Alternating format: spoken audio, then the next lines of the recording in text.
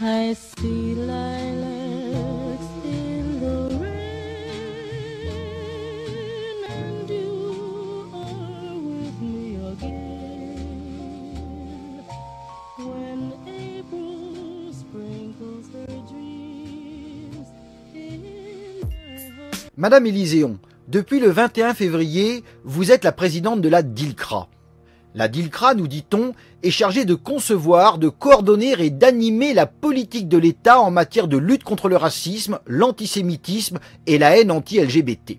Suite à l'un de vos signalements, mercredi dernier, le directeur de l'hebdomadaire Rivarol, Jérôme Bourbon, a dû se rendre à une convocation de la police judiciaire.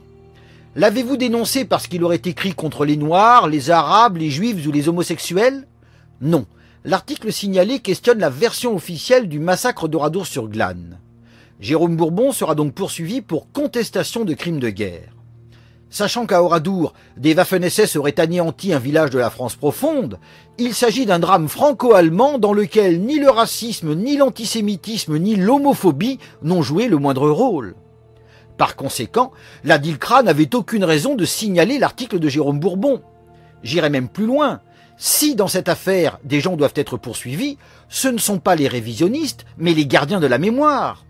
En effet, l'ouvrage officiel de l'Association nationale des familles des martyrs d'Oradour-sur-Glane reste celui intitulé « Oradour, vision d'épouvante ».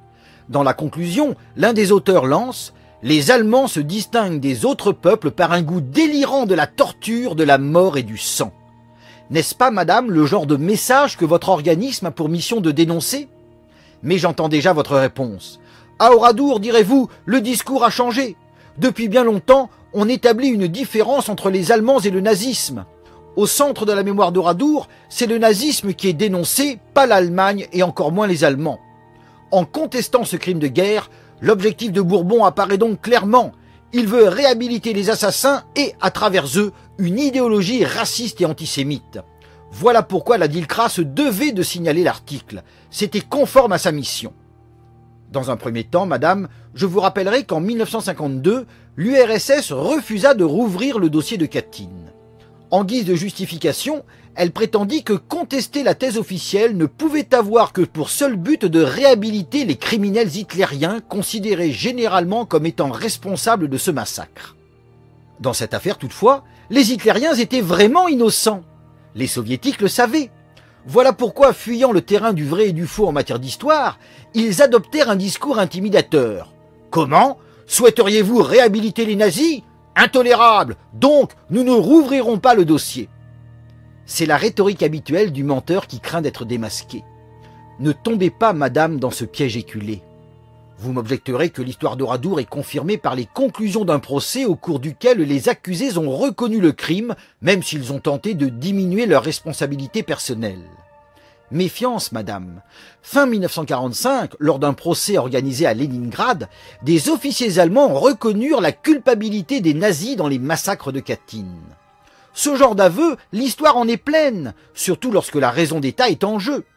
Certes, je n'accuse pas les autorités françaises d'avoir organisé un procès stalinien. Dans mon ouvrage, je parle d'un procès truqué. Déjà parce qu'on y découvre des carences incroyables, à commencer par le refus d'étudier la matérialité des faits. Si l'on en croit la thèse officielle, les Waffen-SS auraient incendié l'église après avoir mitraillé les femmes et les enfants. La violence du feu aurait permis de réduire en cendres des dizaines, voire des centaines de corps. Or, comment expliquer que, dans ce bâtiment transformé en four crématoire géant, un confessionnal en bois léger ait pu demeurer intact? Cette brochure, parue peu après le drame, parlait d'un phénomène extraordinaire, disons plutôt miraculeux, car le rayonnement thermique d'un incendie généralisé aurait porté le bois à sa température d'ignition. Soit donc il faut croire au miracle, c'est-à-dire à la suspension des lois physiques, soit il faut admettre que la thèse officielle de la destruction par le feu est fausse. Placé en face de ce dilemme inconfortable, le tribunal chargé de juger les Waffen-SS a choisi d'éluder la question. Et ce n'est pas fini. À cela s'ajoute le rapport d'un ingénieur qui inspecta Oradour peu après la tragédie. Il souligne « On a retrouvé dans l'église des corps que la mort a surpris dans une attitude normale ». Ce constat s'accorde avec l'explosion subite qui surprit les femmes et les enfants rassemblés dans la nef. À propos de ce rapport, le concepteur du Centre de la mémoire d'Oradour écrit daté du 23 juin 1944 et rédigé immédiatement après le drame, il est le témoignage d'une personne disposant d'une culture scientifique. L'auteur, Jean Pallier, était donc un témoin capital. Or, que lit-on ? Jean Pallier n'a pas été interrogé au cours des enquêtes de police, ni appelé à témoigner lors du procès des Waffen-SS. Il avait quitté la France pour travailler en Indochine. L'explication est inepte. Jean Pallier pouvait être interrogé à distance via un questionnaire. Au procès, en outre, il pouvait prendre l'avion et venir déposer. Seulement voilà, son rapport était si gênant pour la thèse officielle que la police et le tribunal écartèrent le témoin. Ce n'est pas le seul. Dès 1945, on connaissait le récit de Madame Lang. Le jour tragique, elle et son mari s'étaient cachés dans un jardin. Plus tard, elle raconta « Un bruit épouvantable éclate dans la direction de l'église qui était à quelques dizaines de mètres de nous. Détonation sur détonation se succèdent, suivies d'une immense clameur et de cris effrayants. » Sachant que les Waffen-SS venus à Oradour ne disposaient pas d'explosifs puissants, ce témoignage laissait entrevoir l'existence d'un dépôt clandestin de munitions aménagé sous les combles et dans le clocher par le maquis local. Mais la thèse officielle voulait qu'Oradour fût un village parfaitement tranquille, où chacun s'occupait uniquement de son petit commerce ou de la culture de ses terres. Par conséquent, le récit de Madame Lang ne fut pas repris ailleurs. En particulier, l'ouvrage Oradour Vision d'épouvante fut republié dans une version peu différente par le service de recherche des crimes de guerre ennemis. Le témoignage de Madame Lang aurait dû figurer ici. Il a été remplacé par un autre texte qui ne parle pas d'explosions en série. Le concepteur du Centre de la mémoire d'Oradour ajoute « Les époux Lang n'ont pas été auditionnés par la police et la justice. » C'est clair, pendant l'instruction puis au procès des Waffen-SS d'Oradour, les témoins et les documents gênants pour la thèse officielle furent écartés. Ce fait, le président de la République Vincent Auriol s'en était lui-même aperçu. À l'église, il avait également noté l'absence de traces de suie et la préservation des boiseries. Mais il y avait la raison d'État. Cette raison fit qu'avant même l'ouverture du procès, les accusés étaient déjà désignés comme les coupables. Les débats ne devraient servir qu'à mesurer leur degré de culpabilité. Soumis à cette pression irrésistible, les anciens Waffen-SS choisirent la seule stratégie possible. Loin de contredire le récit élaboré par la résistance, ils se contentèrent de minimiser leurs responsabilités individuelles. En échange, ils reçurent des peines clémentes comparées aux massacres dont ils auraient été les complices actifs. De plus, ces peines ne furent pas exécutées. Les condamnés bénéficièrent soit d'une amnistie immédiate, soit de réduction de peine. En 1959, tous avaient retrouvé la liberté, y compris les 2 condamnés à mort. Pourquoi ce procès truqué ? Autrement dit, pourquoi ce refus de découvrir la vérité ? Parce qu'il s'agissait d'un procès politique, c'est-à-dire un procès d'où devait sortir non pas la vérité historique, mais un récit servant à condamner l'hitlérisme. En 1944, Oradour avait servi à justifier l'écrasement de l'Allemagne. Cet éditorialiste, par exemple, lança « Le Boche sanguinaire ne connaît pas ses sentiments de calme et de pardon, trop humains pour lui. Le cadre lui importe peu. Quand il veut du sang, rien ne l'arrête. Digne fils d'Attila, il nous montre quel abîme sépare sa barbarie sans nom de notre civilisation. Il nous trace aussi un devoir impérieux, son écrasement total, définitif. » Une fois la victoire acquise, Oradour servit à condamner l'hitlérisme pour l'éternité. On lisait, les SS avaient pour mission d'exterminer Oradour.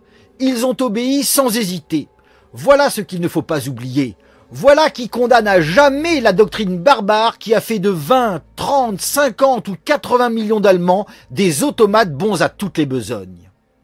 3 jours plus tard, dans un article intitulé Auschwitz-Oradour, un hebdomadaire juif déclara « Nous voulons que partout les vestiges de l'hitlérisme soient anéantis, et pas seulement en Allemagne, chez les neutres et dans notre propre pays. Nous voulons que nulle liberté ne soit laissée aux ennemis de la liberté. Le nazisme comme l'antisémitisme doit être tenu pour un crime contre la nation et contre la République, une atroce maladie dont il faut dénoncer les symptômes et abolir les traces. » 3/4 de siècle plus tard, le discours n'a pas changé. À plusieurs reprises, le directeur du Centre de la mémoire d'Oradour, Richard Jezierski, a déclaré que l'établissement devait être un lieu antifasciste. Voilà pourquoi, pas plus aujourd'hui qu'hier, les gardiens du récit officiel ne veulent la vérité historique. Tout ce qu'ils cherchent, c'est à maintenir de force une vérité politique. Dès 1950, les milieux issus de la résistance avaient demandé l'interdiction de tout révisionnisme sur Oradour. 67 ans plus tard, ils ont obtenu satisfaction. Le 27 janvier 2017, la loi anti-révisionniste française fut étendue à certains crimes de guerre, dont celui d'Oradour. Jérôme Bourbon sera sans doute le premier à en faire les frais. Face au tribunal, s'il tente de démontrer la véracité de ce qu'il a écrit, les juges répondront « Peut-être, mais ce n'est pas notre problème. Vous contestez un crime de guerre qui a été jugé. Cela nous suffit pour entrer en voie de condamnation. » Le récit officiel mais mensonger du drame d'Oradour est donc désormais protégé par la loi. Le contesté sera sanctionné d'amende et pourra mener en prison. Dans un tweet, Madame Élyséon, vous avez lancé « Ne me raconte pas d'histoire sur mon histoire ». Ce cri, vous le mettez dans la bouche de métissés africains, d'Indiens, de Chinois, d'Arabes et de Comoriens. Et les Blancs, Madame, qu'en faites-vous?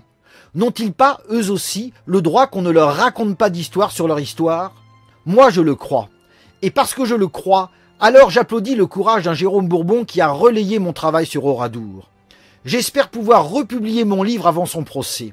Ce sera notre meilleure réponse à la répression. Car la vérité, elle, n'a nul besoin des tribunaux. Elle s'impose et se maintient parce qu'elle est conforme à la matérialité des faits, ce qui la protège des critiques adverses. Voilà pourquoi celui qui défend la vérité reste ouvert à la libre discussion. Seul le menteur inquiet se réfugie dans les jupes de la justice pour interdire le débat et faire taire les voix dissonantes. Ne vous rendez pas, madame, complice des menteurs inquiets.